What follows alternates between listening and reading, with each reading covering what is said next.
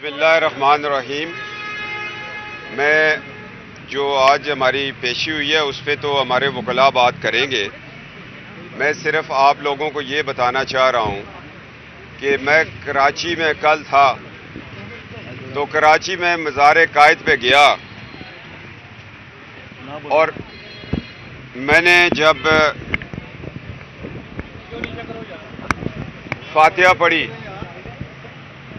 दरूद व सलाम पढ़ा, मैं बाबा कौम हज़रत कायद आज़म मोहम्मद अली जिन्ना रहमतुल्लाह ताला के कदमों को बोसा दिया और मादरे मिल्लत के कदमों को बोसा दिया, जो मिल्लत की माँ है फातिमा जिन्ना, उनके कदमों को मैंने बोसा दिया और मैंने कहा, बाबा आपने इस बरे सगीर के अंदर मुसलमानों की रहनुमाई की और ये रहनुमाई आपको मदीना मुनव्वरा से जब दीदार मुस्तफ़ा हुआ, खुली आंखों से आपने नबी करीम सल्लल्लाहु अलैहि वसल्लम को लंदन में अपने फ्लैट में गुफ्तगू हुई, खुली आंखों से दीदार हुआ, तो नबी पाक सल्लल्लाहु अलैहि वसल्लम ने फरमाया, मोहम्मद अली जिन्ना तुम वापस जाओ, ये पाकिस्तान बनेगा और मेरी दवा और मेरी शफकत और मेरा तुम्हारे सर के ऊपर हाथ होगा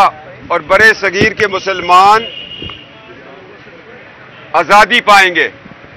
जब मोहम्मद अली जिन्ना वापस आए, बाबा कौम, हमारी पूरी कौम का वालिद जब वापस आया तो उस वक्त उसने बड़े सगीर के मुसलमानों को आज़ादी दिलवाई और उस आज़ादी की तहरीक में हमारी माँ मादरे मिल्लत जो उनकी बहन थी वो साथ साथ चलती रही, अपनी जिंदगी हमारे लिए कुर्बान की, अपने बच्चों के लिए। जब मैं उनके मज़ार पे गया तो मुझे मुराकबा की कैफियत हुई। मैंने कहा, जो इस्तदा मैं कर रहा हूँ साहिब मज़ार से वो सुन रहा है। मैंने कहा, बाबा कौम हज़रत कायद आज़म रहमतुल्लाह ताला, आपने बड़ी मेहनत से हमें पाकिस्तान दिया, हम नाअहल थे, हमने इस पाकिस्तान को तोड़ दिया, हमने आपके मशरक़ी पाकिस्तान को बांग्लादेश बना दिया, हमने आपकी बहन जो साथ आपके कौम की माँ लेटी हुई है उसको हमने गद्दार का लक़ब दिया। मैं आपसे माफ़ी मांगता हूँ, मगर बाबा इस वक्त कौम फिर एक मुश्किल में है, आपका पाकिस्तान मुश्किल में है, आपका जिसको आपने शहरागे कश्मीर कहा था वो कट गई है, अमली तौर पे काट दी गई है गलत पॉलिसियों से। इंडिया उस पर कब्जा कर चुका है मुकम्मल तौर पर।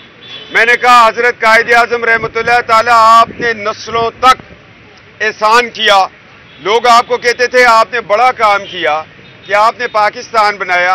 वो कहते थे मैं सिर्फ एक लफ्ज़ रोज़ महशर में अल्लाह के सामने हाजिर हूँ तो अल्लाह के वेल डन मोहम्मद अली जिन्ना, मैं एक इस लफ्ज़ को सुनने के लिए ज़िंदगी गुजार दी है और आज मेरा ईमान है कि वो अपनी कब्र में जिंदा है। उसने जहाद किया, उसकी बहन ने जहाद किया। जब मैंने वहाँ इस्तदा की, चिटागोंग में मादरे मिल्लत एक जलसा को खिताब कर रही थी, उन्होंने कहा, वोट की अजमत को पहचानोगे तो मुल्क बचेगा, वोट को इज्जत दोगे तो मुल्क बचेगा।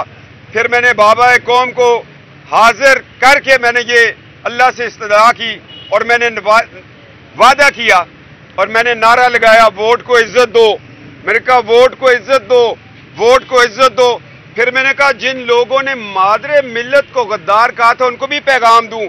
मैंने कहा, मादरे मिल्लत जिंदाबाद, मादरे मिल्लत जिंदाबाद, मादरे मिल्लत जिंदाबाद। इसमें गलत काम क्या है? मैं हर 18 अक्टूबर को मादरे मिल्लत के मज़ार पे जाकर मादरे मिल्लत जिंदाबाद कहूंगा। मादरे मिल्लत के साथ ज्यादती करने वाला खुद साख्ता सदर अयूब खान था, उसने मादरे मिल्लत का इलेक्शन चोरी किया और उस चोरी के नतीजे में हमें आधा मुल्क गंवाना पड़ा।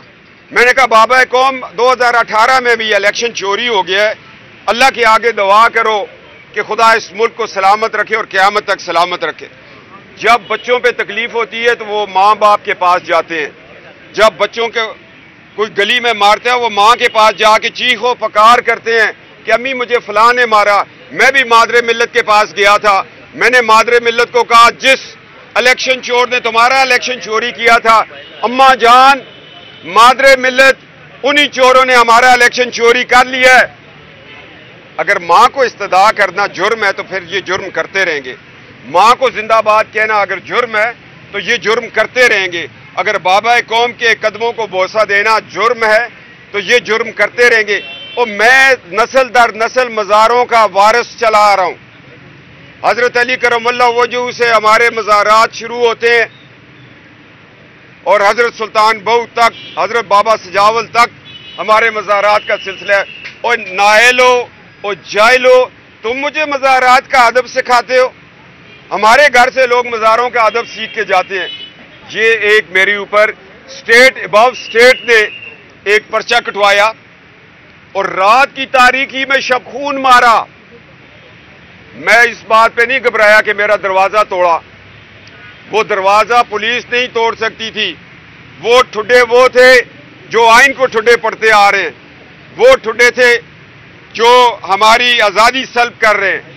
میں نے کہا اندر میری فیملی ہے، میں آ رہا ہوں، میں وضو کر رہا ہوں، نماز کا وقت ہے، مجھے 10 منٹ ٹائم دے دو. مگر جو بھی ہوا میں اس پہ، کیونکہ نواز شریف صاحب کا میسج جو ہے لاؤڈ اینڈ کلیئر ہے کہ ہم نے ووٹ کی عزت دلوانی ہے. میں نے کہا میں جاؤں گا، گرفتاری بھی دوں گا، سب کچھ کروں گا. مگر میں آج پریشان ہوں کہ ایک صوبے کا آئی جی 3 گھنٹے کہاں رہا، وہ کس کی تحویل میں رہا، کہاں وہ حفظ بجا میں تھا. ایک آئی جی گریڈ 21 22 کا ہوتا ہے، اس کو اگر اتنے ہی کہا جائے کہ تمہیں ہم او ایس سی کر دیں گے تو وہ تو پھر رہ گیا نا. یہ ایف آئی آر کروانے والے کون لوگ ہیں؟ یہ خلا سے ہوئی تھی، فضا سے ہوئی تھی یا زمین سے ہوئی تھی؟ میں ان ایف آئی آروں سے ڈرنے والا نہیں ہوں. میں ایک پاکستان مسلم لیگ نون کا رکن ہوں اور نواز شریف اور مادر ملت کا پیغام لے کے چلا ہوں.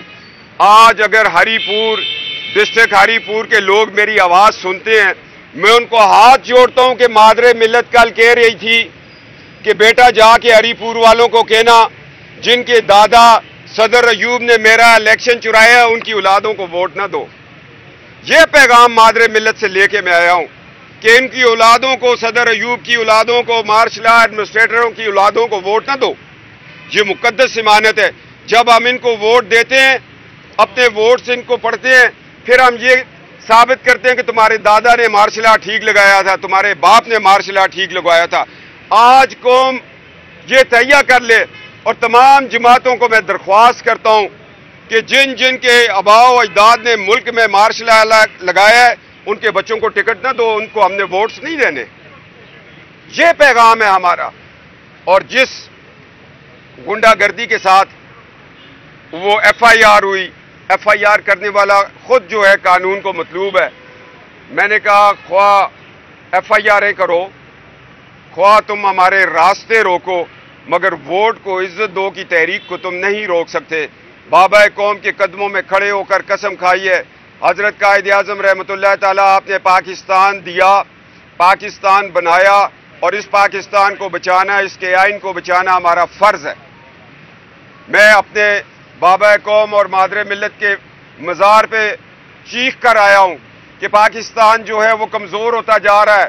پہلے ایک الیکشن چور ایوب خان نے الیکشن چوری کیا جس کے بدلے میں ہمیں پورا ملک گنوانا پڑا، اور آج 2018 کا الیکشن چوری ہو گیا ہے. اللہ ہماری ریاست کو سلامت رکھے، اللہ ہماری عدالتوں کو سلامت رکھے. میں سلام پیش کرتا ہوں اس عدالتی نظام سندھ کو. اس کے اوپر بڑا پریشر تھا، انہوں نے پھر بھی ضمانت لی. جو لوگ ایف آئی آر کٹوا سکتے ہیں، انہوں نے سوچا کہ ہر جگہ ارشد ملک پالا ہوا ہوگا، مگر وہ کوئی عدالت بڑی تکڑی تھی، انہوں نے ارشد ملک والی نہیں تھی. وہ عدالت جو تھی وہ جسٹس نسیم والی تھی. اس نے دھڑلے سے فیصلہ دیا، ضمانت دے دی. اور مجھے ڈرایا جا رہا ہے کہ نواز شریف صاحب، میں تو وارث ہوں اس قائد اعظم رحمۃ اللہ تعالیٰ کا اور مادر ملت کا، کیونکہ 1906 میں بننے والی مسلم لیگ، اس میں میرے دادا نے 1907 میں شمولیت اختیار کی. یہ قائد اعظم کی مسلم لیگ ہے اور ہم قائد اعظم کی مسلم لیگ میں ہم وارث ہیں. کسی پہ ایف آئی آر کروائیں، ہم مادر ملت کے وارث ہیں، ہم اپنی مسلم لیگ کے وارث ہیں. ایک وہ شخص جس کا قائد اعظم سے تعلق ہی نہیں، وہ ایف آئی آر کٹوا رہا ہے، اور کس کی یہ ماں پہ کٹوا رہا ہے؟ اسٹیٹ ابو اسٹیٹ کی یہ ماں سے. میں نے کہا کوئی فرق نہیں ہے، ادھر بھی بھگتیں گے، پشاور میں بھی بھگتیں گے، गुजरांवाला में भी भुगतेंगे, हर जगह भुगतेंगे, इसलिए कि हमारी अदालतें इंसाफ दे रही हैं, हमारी अदालतें काम कर रही हैं। एक मिनट भाई, एक मिनट। हमारी अदालतें इंसाफ दे रही हैं। जब तक अदालतें इंसाफ देती रहेंगी, मुल्क आगे बढ़ता रहेगा, मुल्क आगे चलता रहेगा। आज भी मैं मुतालबा करता हूं कि सी पैक से जितना जल्दी जनरल आसिम बाजवा इस्तीफा देगा, उतनी जल्दी सी पैक चल पड़ेगी, क्योंकि इस शख्स की दयानतदारी पर सवालिया निशान आ चुका है। 99 कंपनीज बनाने वाला एक जनरल, जो कि बतौर सेकंड लेफ्टिनेंट 500 रुपया DSOP फंड कटवाता था, उसके पास पैसा कहां से आया?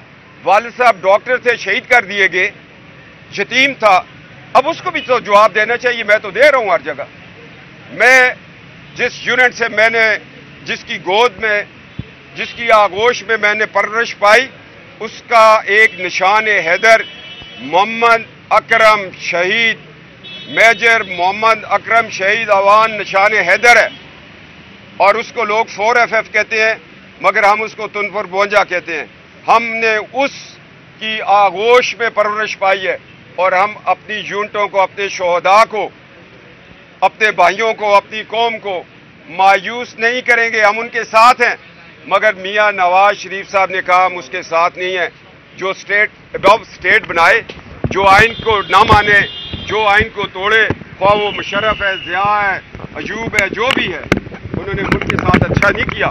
आधा मुल्क गवा के बैठे हुए हैं। FIR'ें भी होंगी, गिरफ्तारियां भी होंगी, तकलीफें भी होंगी, इसलिए कि मादरे मिल्लत ने चिटागांव में कहा था वोट को इज्जत दो।